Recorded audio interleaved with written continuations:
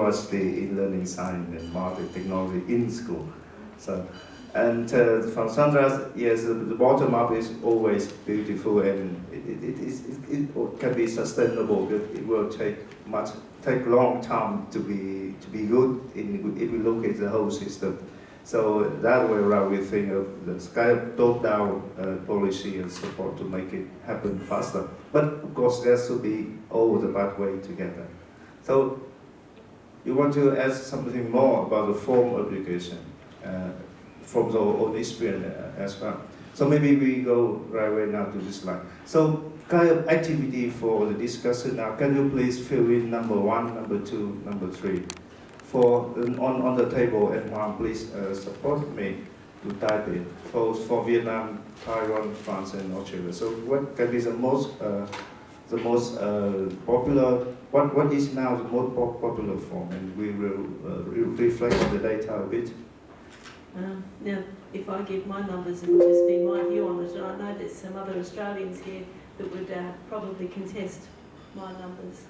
But how are you going then? Yeah. It's doing very well, running the machine. So for Taiwan first. So as Chang mentioned that the number 1 is mentioned in the curriculum and every school have to implement to a certain level.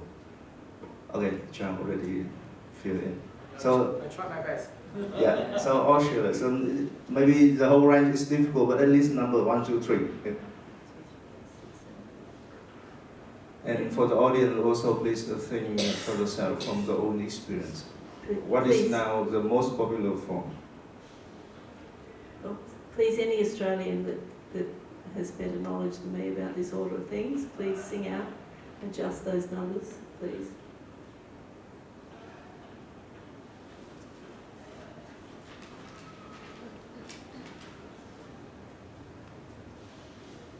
And Alice, you have some experience from Singapore as well. So I think it's very difficult to feel this table.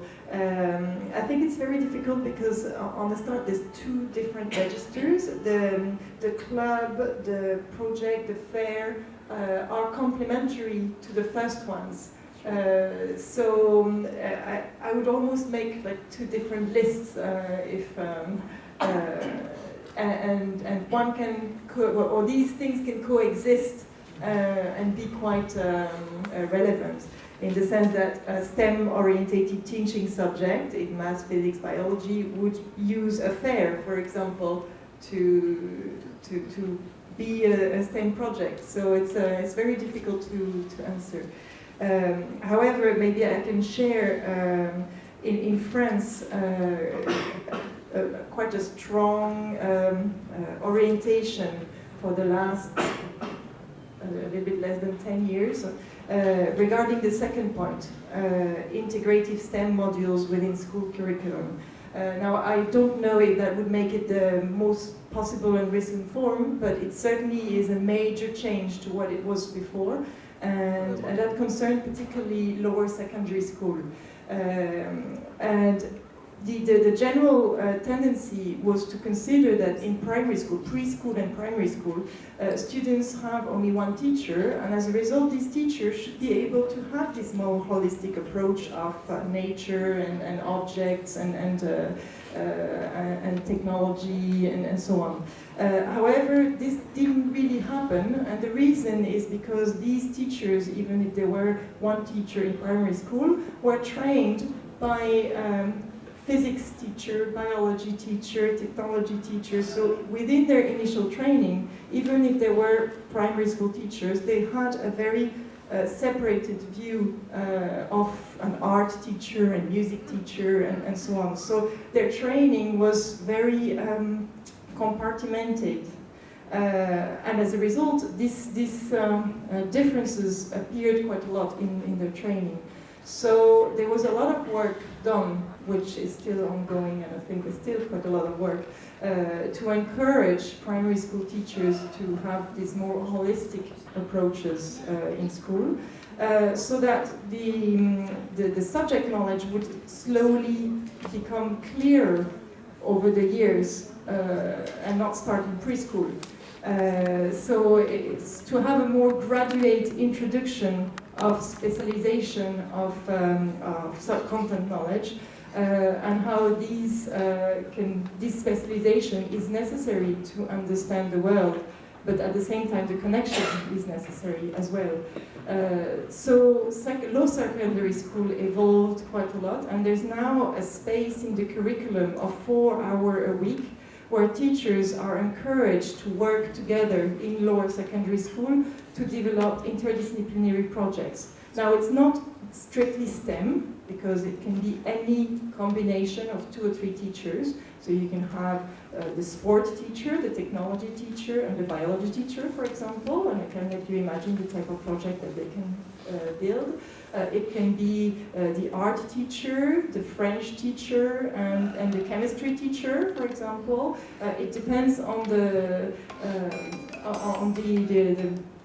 type of ideas that the teachers come up with. But what is important is that the curriculum and the organization of lower secondary school allows a space for the teachers to have to work together.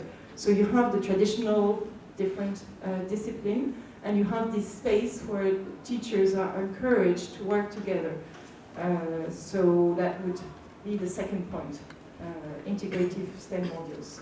Yeah, as when you analyze maybe for France, the number 2 is 1.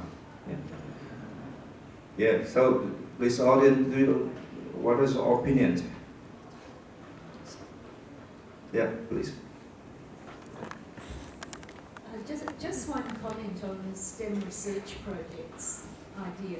One of the things we're noticing in Australia, in a couple of states, particularly some of our more popular states, is that research projects are being integrated as a sort of an examinable subject in senior secondary.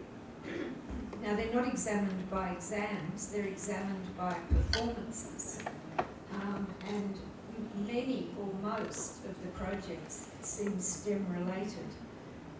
So I think, and the key there is how you assess it, because if they're in senior secondary, they need to be assessed and contribute towards tertiary education or employability.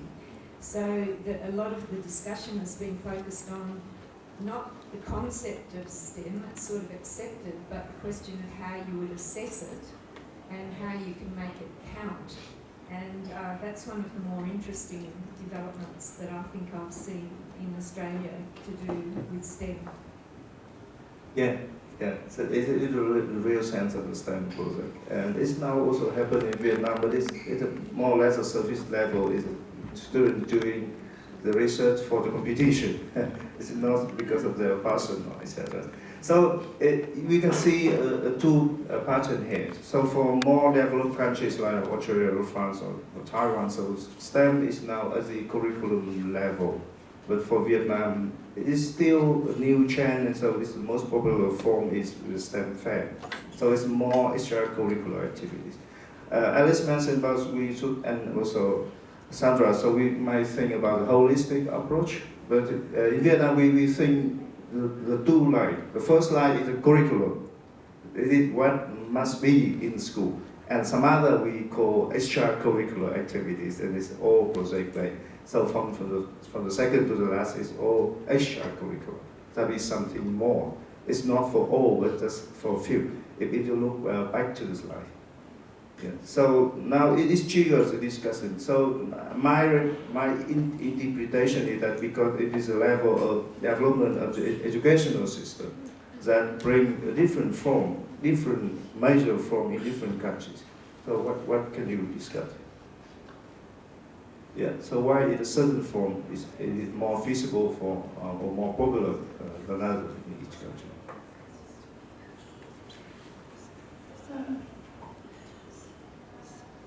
I think it comes down to what a teacher is capable of managing by themselves in some ways.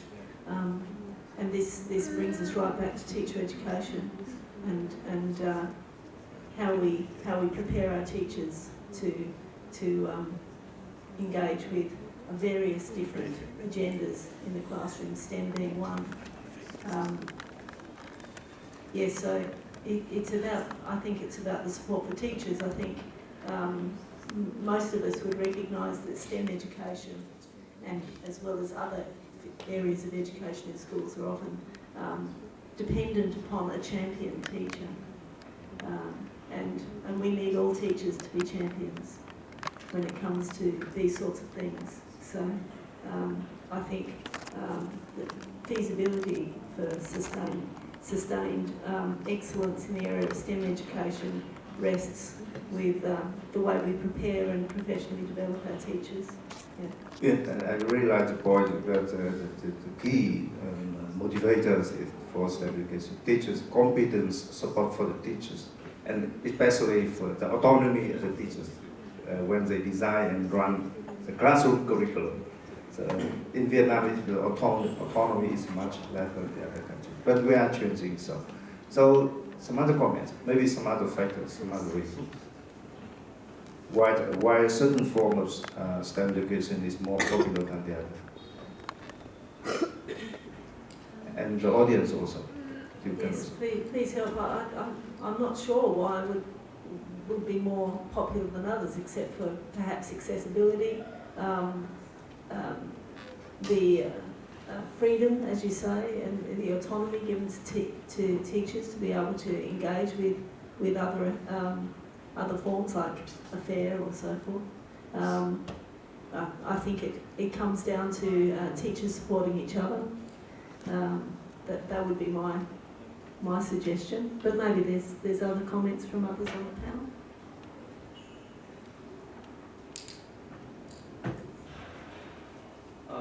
In Vietnam context, I chose STEM-oriented subject. Teaching is the most popular form. I think there's a variety of form for STEM education in the school.